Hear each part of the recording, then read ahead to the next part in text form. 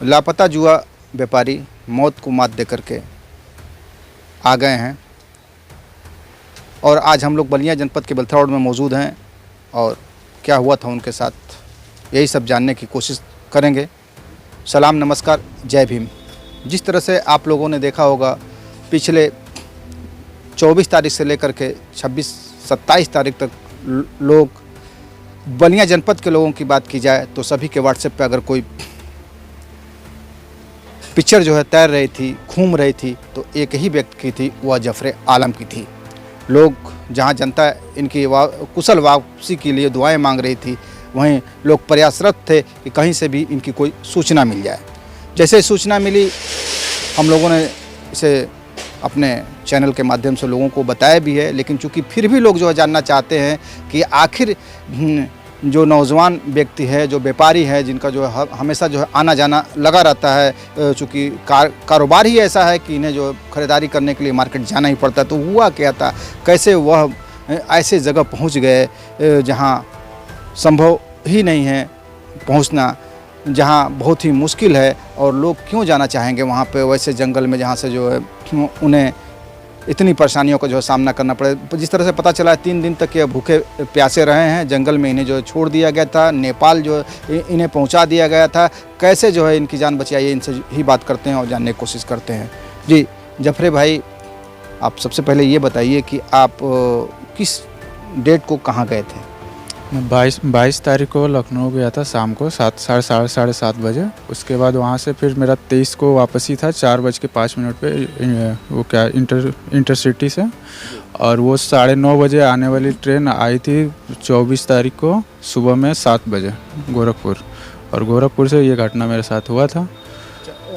22 को आप यहाँ से कृषक से गए थे? हाँ, कृषक में आपका टिकट था? हाँ, कृषक में मेरा गोरखपुर से लखनऊ का टिकट था। वापसी में टिकट था आपका? वापसी में मेरा टिकट नहीं था, मैं चालू से आया था इंटरसिटी से। इंटरसिटी से? जी हाँ, लेकिन ये घर वालों को थोड़ा सा जो है कन्फ्यूजिंग हो गया था, ये लगा कि आप कृषक से ही आ रहे हैं। हाँ, वो घर वालों को कन्फ्यूजिंग उन लोग को ये था कि मैं कृषक से आ रहा हूँ, लेकिन मैं उस दिन मेरा काम नहीं था ज़्यादा, तो इसकी वजह से मैं इंटरसिटी से चला आया।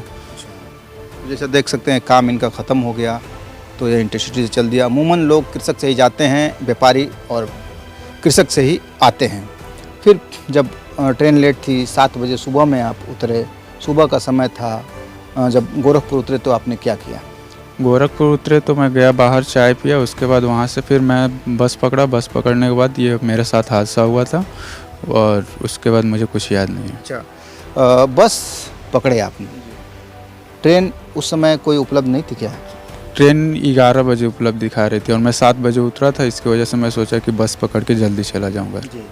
तो जिस तरह से जफरे बता रहे हैं, अमूमन लोग सोचते हैं कि 3 से 4 घंटे का जो सफ़र है बेलथरा रोड का गोरखपुर से, तो क्यों ना जो है बस से आया जाए, जब तक ट्रेन आएगी तब तक जो है बस से यहाँ पहुँच जाते।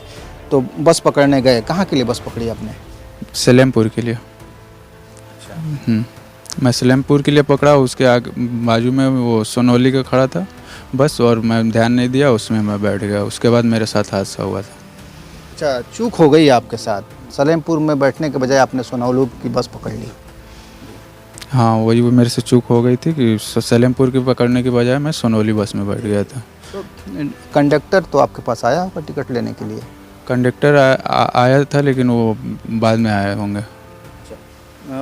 टिकट आपने बस में कटाया नहीं क्या? नहीं, टिकट का मुझे याद नहीं है। अच्छा, टिकट लेने का भी मौका नहीं मिला। तो जैसे बस में बैठे आप तो कितने देर सफ़र किए होंगे? कुछ देर सफ़र तो किया होगा ना? हाँ, मुझे यह 15-20 मिनट के आसपास में सफ़र किया था। अच्छा, फिर क्या हुआ था आपके साथ? वो मुझे प्यास लगी तो मैं बोला उस पानी के लिए कि, तो मेरे बाजू में एक बैठे थे, तो उन्होंने बोला कि मैं अभी पानी लिया हूँ, लो पी लो और आगे मुझे लेके दे देना। उसके बाद मैं पानी, उनका बोतल सील पैक था, मैंने पानी पिया, उसके बाद मुझे मतलब ये हो गया था, मुझे याद है। अमूमन लोग जो है किसी का जो है पीते नहीं हैं, खाते नहीं हैं, आप व्यापारी हैं, इतना जो सफ़र करते हैं, कैसे उसके झांसे में आ गए? क्या आपने देखा उसके अंदर? बोतल पैक था, इसकी वजह से मैं झांसे में आ गया। सिल पैक बोतल? हाँ। अच्छा, और किस कंपनी का कुछ याद है? नहीं, ये नहीं याद है। नहीं, लेबल ओबल लगा था कि सादा बोतल था? नहीं, लेबल लगा था। हाँ, लेबल भी लगा था, और बोतल भी सील पैक था, और उसके ऊपर से पन्नी भी चिपकाई हुई थी। अच्छा, पन्नी भी चिपकाई हाँ। थी, बोतल के ऊपर पन्नी भी चिपकाई हुई थी। ढक्कन के पास जो पन्नी होती है वो चिपकाए गए थे। तो देख सकते हैं जिस तरह से पहले से ही किस तरह की जो प्लानिंग है कि लोग जो है झांसे में आ जाएं। और हालांकि जो है इस अब तो ऐसे लोगों से भी सावधान रहना है कि अगर पैक बोतल मिले तो उसे भी जो है नहीं पीना है। उसके बाद कहाँ कब कैसे आपको मतलब आपकी याददाश्त तो गुम हो गई वहाँ पे, आपको पता नहीं चला। ठीक है, ये किस दिन तारीख की घटना थी? 24 को। 24 तारीख की थी। तो आपको कब होश आया? 26 तारीख को मुझे दोपहर के टाइम में होश आया था, जबकि जब एक्चुअली मेरा जब आँख में खोला तो सूरज मेरे सर के ऊपर था। अब उसके बाद मेरे पास ना ही मोबाइल था ना घड़ी था कि मैं टाइम देखूं। हाँ, मतलब 24 तारीख को आप 7 बहुत होगा 8 बज रहा होगा, 8 के बाद जब जो आँख आपकी लगी तो 26 तारीख को सूरज दोपहर के टाइम जो है आप जब आपके सर पे 10-11 जो भी बज रहा हो उस समय आपकी आँख खुली। ना पूरा 25 तारीख को 24 की रात को आपको कुछ पता नहीं चला? कुछ मैं उसके बाद मुझे कुछ पता नहीं है। मैं 26 तारीख को जब उठा तो मुझे मतलब होश आया तो मैं उठा, फिर उसके बाद उधर से वापस आया। तो जब आपकी आँख खुली तो उस समय आप अपने आप को कहाँ पाए? वो पहाड़ी एरिया था, जंगल टाइप का था, उधर ही में था। अच्छा, जंगल में? जी, जंगल में थे आप? हाँ, उधर जंगल टाइप मतलब जंगली पहाड़ी एरिया था, उस नीचे जंगल टाइप का था, उसी उधर ही में था। तो अब तो अपने को आपको वहाँ देख करके बहुत खौफजदा हो गए, घबरा गए होंगे? मैं बहुत घबराया हुआ था। फिर मैं कुछ दूर आया तो उधर घास काटते हुए लोग दिखे, उनसे मैं पूछा कि कौन सी जगह है, तो उन्होंने बताया पर मुझे नहीं समझ में आया, लेकिन वो अपने भाषा में बोले। पर मुझे इतना समझ में आया कि वो नेपाल बोले। तो फिर मैं उससे पूछा कि बस स्टॉप किधर है। उसके बाद मैं उधर बुटवल बस स्टॉप पे गया, उसके बाद वहाँ से बस पकड़ के आया था। अच्छा अच्छा, तो आप जैसा कि बता रहे हैं कि आपके का सब कुछ जो है छीन लिया गया था। हाँ, तो बस में सवार हुए होंगे तो उसका भी तो टिकट लगा होगा? हाँ, बस में सवार हुए थे तो टिकट लगा था, लेकिन मेरे पर्स छोड़ दिए थे लोग और मेरा सारा आईडी था उसमें। मैं पर्स में अपना 3 नोट मतलब 786 नंबर का था जो छुपा के रखे हुए थे, वही नोट मेरे पास थी, उसी से मैं आया हूँ। 800 रुपये था, एक 500 की नोट थी, एक 200 का था, एक 100 का था। बहुत सारे लोग आप देखते होंगे 786 या 92 या कुछ इस तरह के और भी धर्मों में जो कुछ नंबर होते हैं, लोग अगर उनको जो है पैसा मिल जाता है तो उसे जो है इस्तेमाल नहीं करते हैं, खर्च नहीं करते हैं, बड़ी मुश्किल हालात में भी खर्च नहीं करते, बचा के रखते हैं। आज वही पैसा जो है कहीं ना कहीं जफरे के जो है काम आया है और उस पैसे से कहीं न कहीं नेपाल से इंडिया जो है आए हैं। यही ना हुआ है आपके साथ? जी, उसी पैसे से मैं वापस आया था नेपाल से इंडिया। अच्छा, तो कुछ नेपाल में इन्वेस्टिगेशन भी आपसे हुआ था क्या? उधर मैं किसी को कुछ नहीं बोला, बस नेपाल से आ रहा था तो जहाँ चेक इन इंडिया का वो मतलब बॉर्डर पे, हाँ, जहाँ चेक इन होता है वहाँ मैं अपना डीएल दिखाया कि आधार कार्ड दिखाया, ये मुझे याद नहीं है, लेकिन वहाँ दिखाया तो लोग मुझे छोड़ दिए, फिर मैं वापस चला आया सोनौली से बस पकड़ने। देखिए, संजोग भी बहुत अच्छा इनके साथ रहा है कि अगर इनका पर्स भी वो लेकर चले जाते तो इनके लिए शायद इतना आसान नहीं था इतना जल्दी जो है इंडिया में आ पाना। जी, तो फिर आए आप इंडिया तो सोनौली उतरे होंगे, फिर कैसे परिवार वालों को संपर्क आपने किया? मैं सोनौली बस में बैठा, उसके बाद टिकट कटा के फिर मैं 1.5-2 घंटे तक सोया। उसके बाद गोरखपुर से 30 किलोमीटर उधर था, तो फिर मुझे सो के जब उठा तो फ़ोन किया घर वालों को, तो भैया से बात हुई तो उन्होंने बोला कि गोरखपुर आ जाओ, मैं वहीं रिसीव कर लूँगा। किसके मोबाइल से? आपने अब तक की तो मोबाइल थी नहीं? मेरा मोबाइल नहीं था, वो बगल में बैठे हुए पैसेंजर का मोबाइल लिए थे। उन्होंने मुझे दिया, मैं फ़ोन किया था।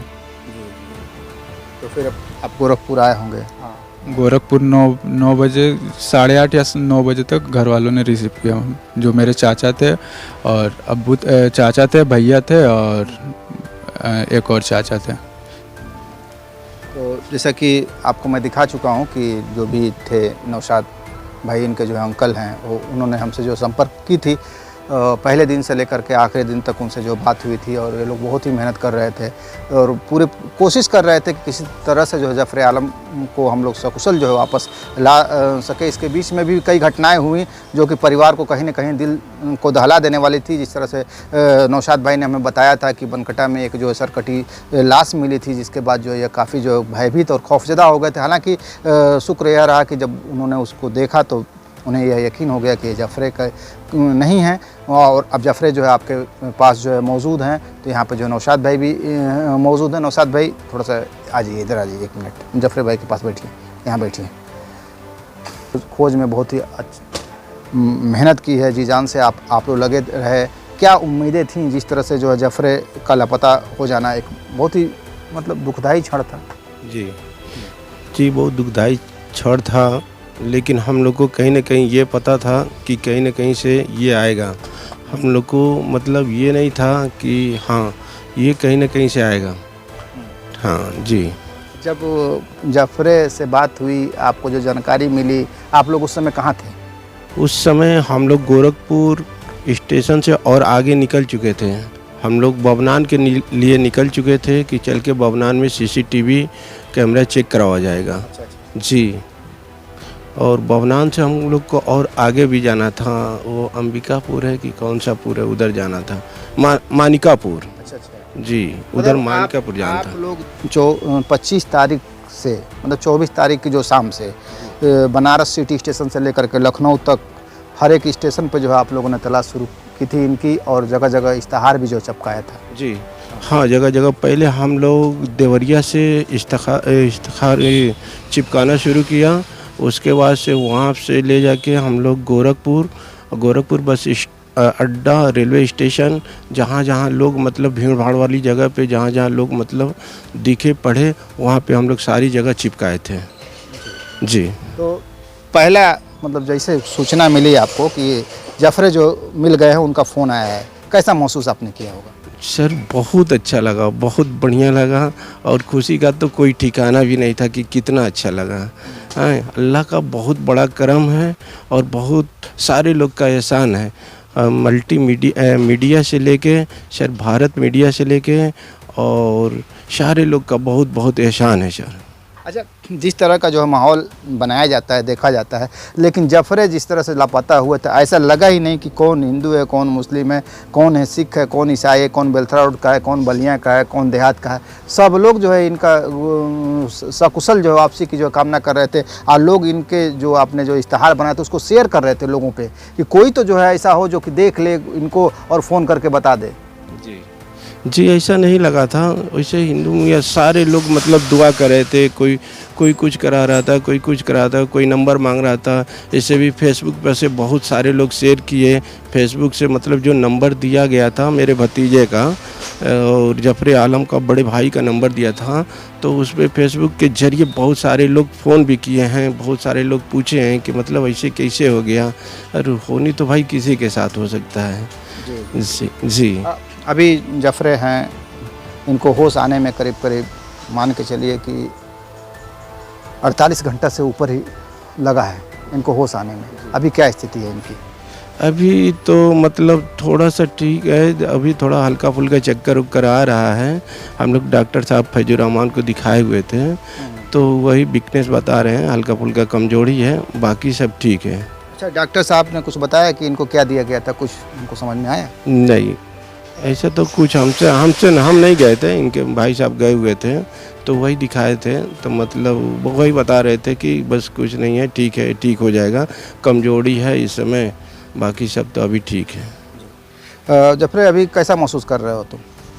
अभी बहुत अच्छा महसूस कर रहे हैं। कोई दिक्कत जो नशे वाली जो? नहीं, वैसा कोई दिक्कत नहीं है, बस वही चक्कर आ रहा है, सर घूम रहा है। कोई डर, कोई भय? नहीं, अब ऐसा कोई डर तो नहीं, क्योंकि अब अपने फैमिली के साथ है, फैमिली है तो फिर किसी बात का कोई डर है। एक सवाल है कि जब वो सब उन लोगों को लूटना ही था तो ये सोनौली तक ही बस जाती, नेपाल क्यों लेकर के चले गए सब? अब उसके बाद मुझे याद नहीं कि किस हिसाब से लेके गए, लेकिन मुझे होश आया तो मैं नेपाल भुटवल से आ गया था।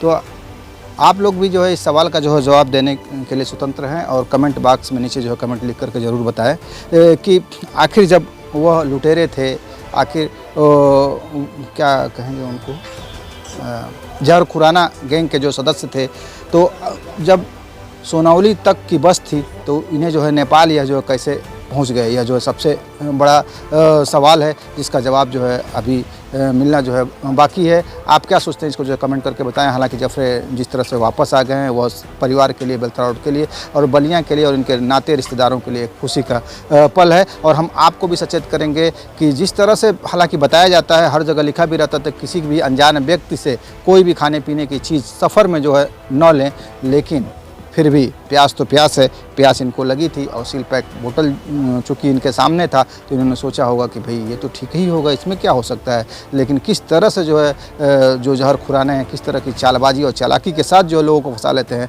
यह इनकी कहानी से जो है पता चलता है और सबको जो सचेत रहने का एक मौका देता है। भारत मीडिया के लिए ओपी सिंह के साथ शब्बीर अहमद की रिपोर्ट। बने रहें भारत मीडिया के साथ।